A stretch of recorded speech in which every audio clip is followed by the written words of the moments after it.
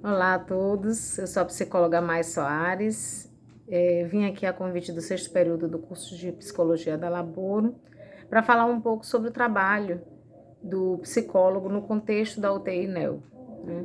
A UTI neonatal, eu acho que é importante desde já falar que a gente está falando de um setor dentro de uma unidade maior, que é a unidade neonatal, onde a gente vai encontrar situações bem desafiadoras, assim, relacionadas, como, por exemplo, a prematuridade, a nascimentos com algumas deficiências ou situações que coloquem em risco, né, o nascimento e o desenvolvimento dessa criança. Bom, e aí é desafiador tanto para os pais quanto para a equipe médica, até porque sentimentos de ansiedade, de impotência, de medo pela vida do bebê são comuns, tanto por parte da família dessa criança, né, desse bebê, quanto para a equipe que está ali no estresse diário, na responsabilidade sobre os cuidados. Bom, e aí a necessidade emocional desses grupos é muito intensa e exige bastante do trabalho do psicólogo, que a gente vai ter atuando de diferentes maneiras. Como eu bem disse, a UTI está dentro da unidade neonatal. E a unidade neonatal, como um serviço maior, a gente tem diferentes tipos de complexidade que podem estar por ali. Na UTI, é a maior complexidade dentro da unidade neonatal. Então, a gente tem, por exemplo, situações como hidrocefalias, prematuridades, bebês que nasceram assim, bebês que vieram de gestação de alto risco. Mas ela é um serviço que ele está dentro de um serviço maior que muitas vezes essa criança, quando ela chega, ou melhor, né, esse bebê quando nasce e chega na UTI neo, essa mãe, o pai, já visitou a UTI antes, né? Isso na expectativa de que essa família foi compreendida, foi acompanhada dentro desse serviço, né? Então, mas isso nem sempre acontece. Por que se faz esse serviço, né? Esse trabalho, essa assistência? Para diminuir um pouco a ansiedade de dentro da UTI, que é um local normalmente conhecido, né, culturalmente, taxado como um local de morte. E, ao contrário, é um local de vigilância, né, onde a gente tem um maquinário, né, uma tecnologia dura, um maquinário extenso lá dentro, muito barulho por conta dos apitos, né, dos equipamentos, e também profissionais 24 horas, né, que trabalham em regime de plantão.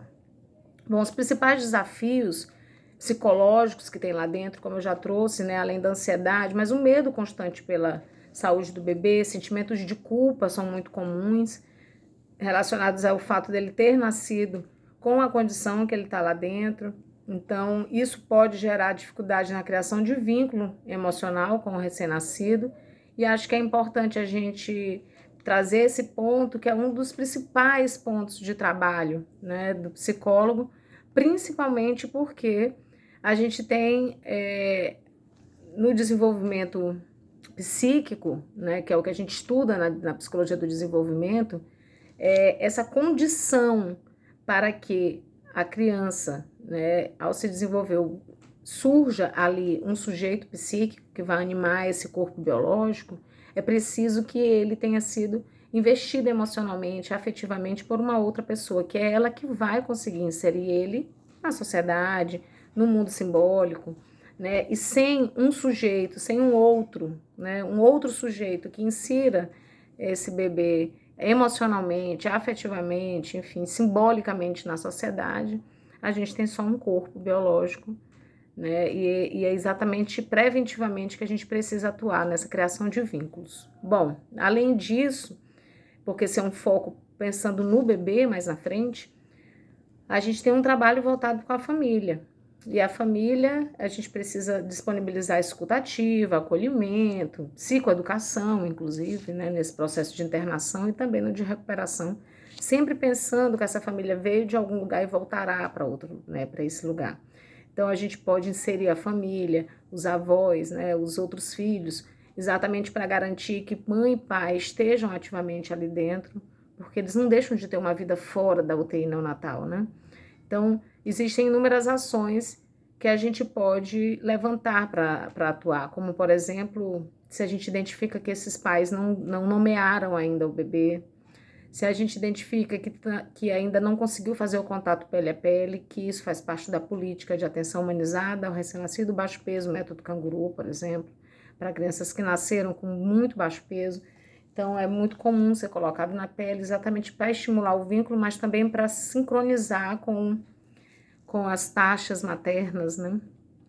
E é óbvio que, assim, nesse sentido, a gente precisa atender as necessidades emocionais dos pacientes e das famílias, pensando nesses momentos de crise, tomadas de decisões médicas muito importantes que surgem lá.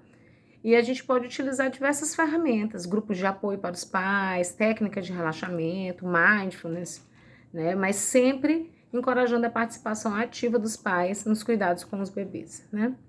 Bom, a colaboração interdisciplinar do psicólogo com os profissionais na UTI é muito frequente. No contexto de UTI, de um modo geral, independente de ser neonatal, a equipe conversa bastante, porque todas as decisões, elas precisam considerar a integralidade desse sujeito. Então, no caso da psicologia, né, é essencial para o cuidado emocional, inclusive é essencial que esse cuidado emocional seja integrado de forma contínua no tratamento clínico. Então, podem ser criados protocolos de atendimento que envolvam suporte emocional, desde a admissão desse bebê com sua família dentro da UTI até a alta. Lembrando, gente, quando a gente fala de UTI neonatal, não é só o bebê que entra, né? A mãe tem lugar dentro dessa UTI. Isso é muito importante, né? Porque, mais uma vez, a gente tem um bebê que precisa de um investimento afetivo ali, né? Então, esse cuidado humanizado e completo, ele é possível na presença de um psicólogo.